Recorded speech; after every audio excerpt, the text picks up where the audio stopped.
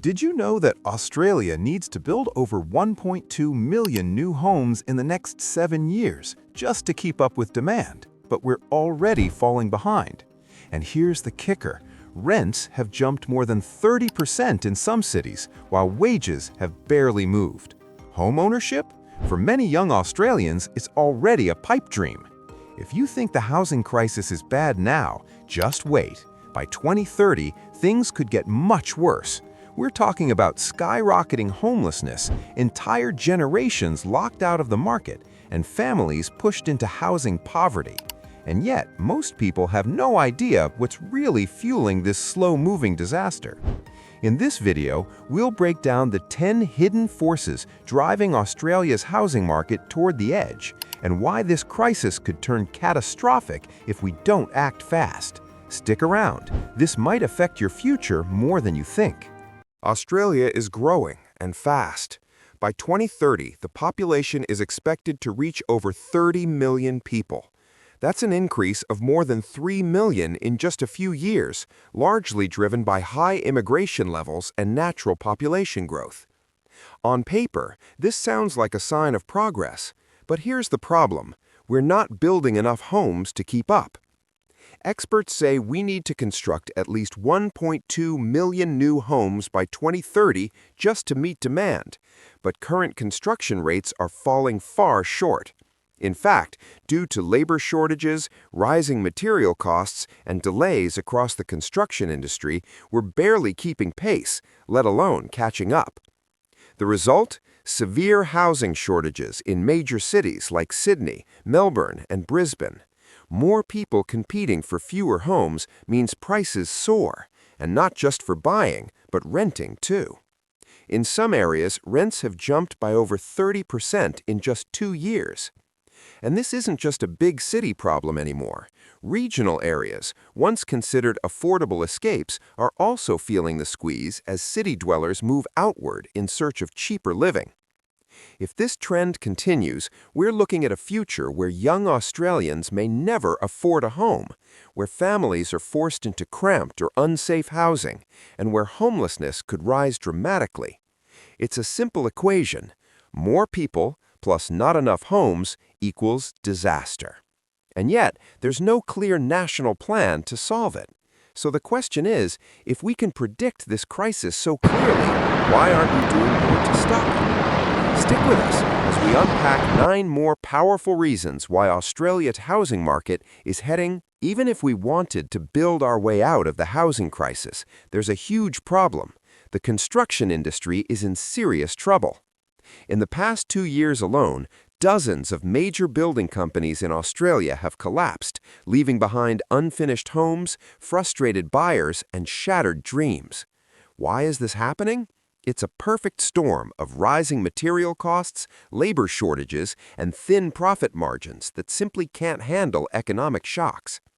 The cost of building materials like timber, steel, and concrete has surged by over 20% in some cases, thanks to global supply chain disruptions and inflation. Meanwhile, there just aren't enough skilled workers. Many tradies left the industry during the pandemic, and not enough young Australians are entering the trades to replace them. As a result, projects are stalling, timelines are blowing out, and construction costs are being passed directly onto buyers.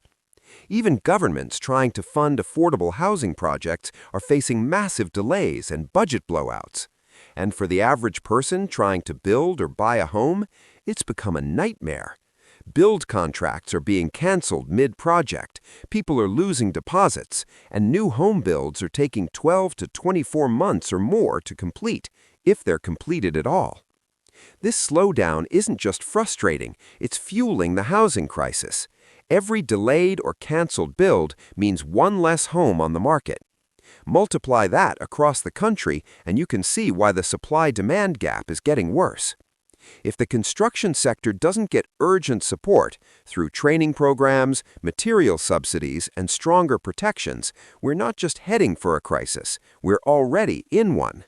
Stay tuned, because the next reason might shock you: how outdated laws are silently strangling our cities. It's one of the biggest reasons we're not building enough homes, but hardly anyone talks about it. Zoning laws. Across Australia, local councils have the power to decide what can be built, where, and how big. While zoning is meant to create orderly, livable cities, in reality, it's become a major roadblock to solving the housing crisis. Many of our zoning laws are decades old and don't reflect modern housing needs. In huge parts of Sydney and Melbourne, for example, it's illegal to build anything other than single-family homes, even in areas close to train stations, schools, and jobs. That means developers can't build townhouses, duplexes, or low-rise apartments in places where they make the most sense. The result? Cities sprawl outwards, not upwards. Infrastructure is stretched thin, commute times blow out, and housing becomes even more expensive. Making things worse is a phenomenon called NIMBYism, not in my backyard. Some communities actively oppose new developments, fearing they'll change the character of the area or affect property values. This forces councils to reject or delay projects, even if they're desperately needed. This kind of thinking is holding Australia back. Experts say we need to unlock the middle by updating zoning to allow more medium-density housing in our suburbs. That's the missing link between high-rise towers and sprawling detached homes. But progress is painfully slow, with councils and state governments passing the buck instead of making bold reforms. Unless we change how our cities are allowed to grow, we'll keep pushing people further out and keep driving up prices. Here's a cold, hard truth. Australia is not building nearly enough social or affordable housing, and the consequences are becoming devastating. Decades ago, government-funded housing was a key safety net for low-income families, single parents, pensioners, and people with disabilities. But over the last 30 years, investment in public housing has plummeted. While the population has grown, the number of social housing units has barely moved. In fact, in some states, it's actually shrinking. As of now, over 170,000 households are stuck on social housing waiting lists across Australia. Some families wait 5 to 10 years just for a chance at stable shelter. In the meantime, they're forced to live in overcrowded, unsafe, or temporary conditions if they can find anything at all. And what about affordable housing? That's not just for the unemployed. It's meant for essential workers like nurses, teachers, and hospitality staff who can't afford market rents. But with rising land costs and little government incentive, developers often skip affordable housing altogether. It's simply not profitable. Without intervention, this leaves an entire group of Australians behind. Low-income renters are being squeezed out, pushed further from cities, or falling into homelessness. In 2023 alone, homelessness services turned away over 250 people per day due to a lack of available housing. And yet, government targets for affordable housing remain vague or underfunded. Experts warn that unless we build tens of thousands of new affordable units per year, we'll see a sharp rise in housing poverty and social instability by 2030. This isn't just a policy failure, it's a growing human crisis. Coming up next, how wealthy investors are making things even worse for everyday Australians. We put a ton of work into every video to give you real, researched content. So if this helped you understand the crisis better, drop a comment with your thoughts or questions.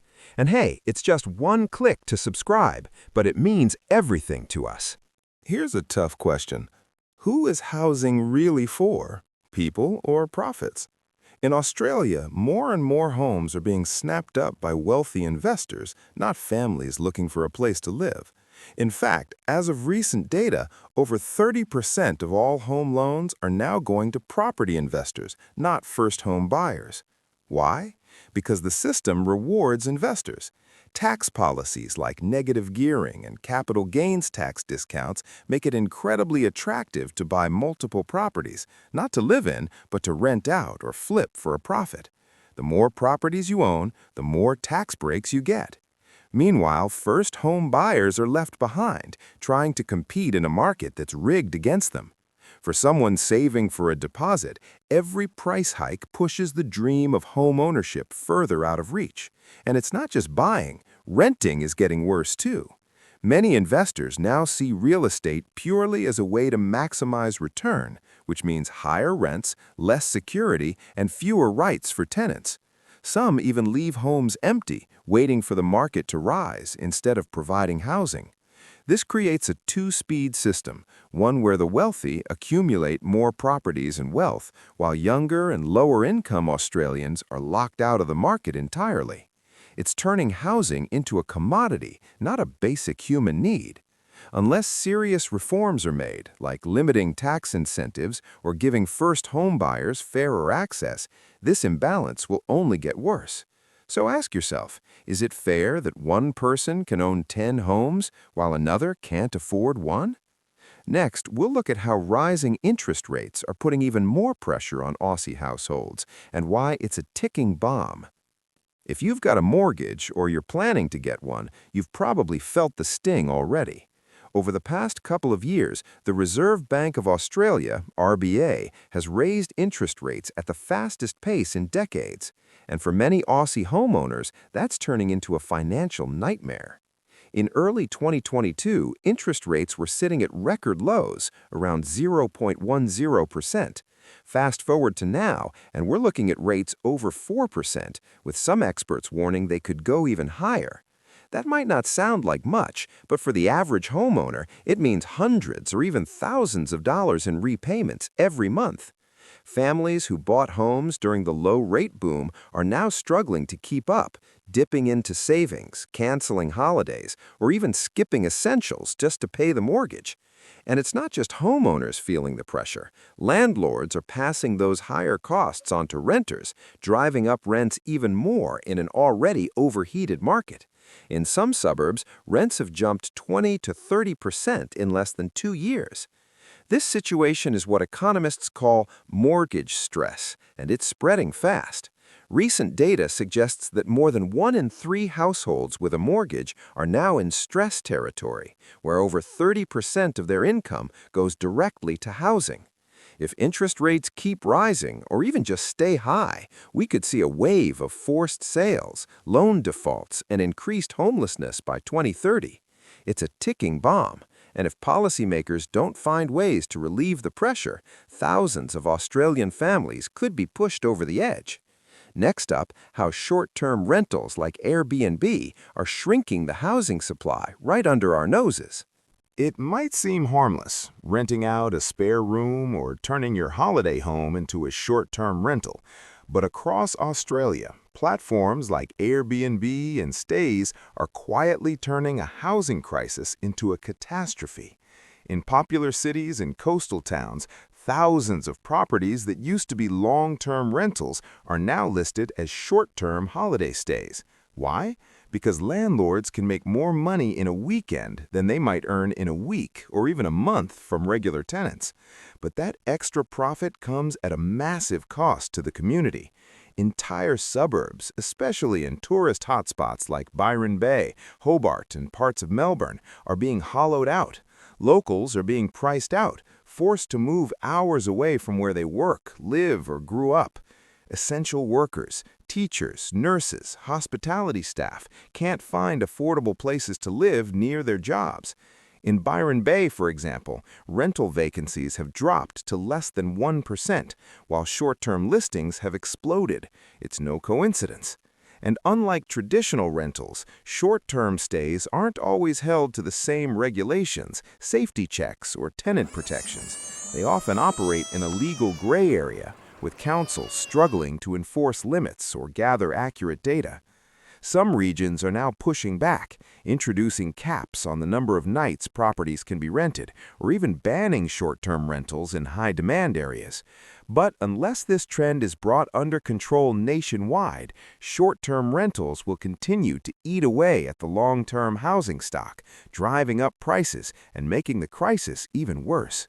Coming up next, how your paycheck is falling behind while housing costs keep skyrocketing. Here's one of the most frustrating truths about Australia's housing crisis. Our incomes simply aren't rising fast enough to keep up with the cost of living, especially housing. Over the past 2 decades, house prices have more than doubled in many parts of the country. In Sydney and Melbourne, median home prices have surged past $1 million. But during that same time, wages have grown at a much slower pace, barely keeping up with inflation. This growing gap between income and housing costs has created what experts call housing stress, where more than 30% of a person's income is spent on housing. And it's no longer just affecting low-income households. Middle-class families, young professionals, even dual-income households are now struggling to pay rent or save for a deposit. Think about it. If house prices rise 15% in a year, but your wage only increases 2%, how can you ever catch up? This imbalance is also hitting renters hard. With demand far outstripping supply, landlords are raising rents at record rates, and those increases are outpacing wage growth across nearly every state. The result, fewer people can save for a deposit, more are stuck renting long-term, and many are forced to make difficult trade-offs, like living in smaller spaces, moving away from family, or working longer hours just to stay afloat. If wage growth doesn't start keeping pace with housing costs, we're headed for a future where owning a home becomes a luxury for the rich, and financial security slips out of reach for millions of Australians. Up next, how government inaction and disjointed policies are letting this crisis spiral out of control. One of the biggest reasons Australia's housing crisis is spiraling out of control? There's no clear, unified national plan to fix it. Housing policy in Australia is split across federal, state, and local governments, and that's exactly the problem. Each level of government has different responsibilities, priorities, and political agendas. The result? Blame shifting, delays, and a lack of accountability. The federal government controls big levers like tax policy, immigration, and funding for affordable housing, but often leaves supply decisions to the states. Meanwhile, states manage planning laws and zoning, but push approval decisions down to local councils, who are often resistant to new development due to local opposition or lack of resources. It's a tangled web of inaction, where everyone points fingers, but no one takes full responsibility. There are announcements, media releases, and ambitious-sounding plans, but little actual follow-through. Programs to build affordable housing are often underfunded, delayed, or quietly dropped. Promised reforms to negative gearing or capital gains tax, they've been on the table for years, but never make it into law. This disjointed approach means we're reacting to the crisis instead of preventing it. We're treating symptoms, not causes. And while governments argue over who should do what, more Australians are priced out, pushed out, or left behind. Experts agree we need a national housing strategy, a bold, long-term vision backed by coordinated action, real investment, and clear targets. Because without it, we're just plugging holes in a sinking ship. Coming up next, how climate change and natural disasters are making some homes unlivable and pushing even more pressure onto the fragile housing market. When people think of the housing crisis, they don't always think of climate change, but they should, because it's already reshaping where and how Australians can live. In the past 5 years alone, we've seen devastating bushfires, record-breaking floods, and extreme weather events destroy thousands of homes. Some communities are being hit over and over again, making certain regions increasingly uninhabitable or uninsurable. And here's the brutal reality. If your home is in a high-risk area, your insurance costs are probably skyrocketing, if you can even get coverage at all. In some flood-prone towns, premiums have jumped by over 300%, pricing people out of their own homes. Others are being told their properties are now uninsurable. This is pushing people to move fast. As disaster zones become more frequent, there's a mass migration away from risky regions towards cities and safe zones. But that only adds more pressure to already overburdened housing markets. It doesn't stop there. Building homes that can withstand climate impacts like heat waves, bushfires, or floods requires new materials, better designs, and higher costs. That means fewer affordable options and longer construction times. Climate change isn't just an environmental issue, it's a housing crisis multiplier. It reduces supply, drives up costs, and forces more people into housing stress or homelessness. And yet climate resilience is still missing from most national housing plans. Unless we act now to make housing safer, more sustainable, and more equitable, the environmental crisis will only accelerate the housing catastrophe already in motion. Up next, let's pull all 10 reasons together and look at what the future could really hold if nothing changes, and what can still be done to stop it. Australia's housing crisis isn't just coming, it's already here.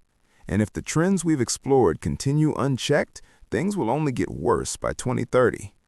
We've seen how population growth, broken planning systems, construction industry struggles, investor domination, rising interest rates, and climate change are all fueling a perfect storm. Families are being priced out, young Australians are losing hope, and homelessness is creeping into communities once considered stable. This isn't just about economics, it's about the quality of life, the mental health, and the future security of millions of Australians. But here's the truth.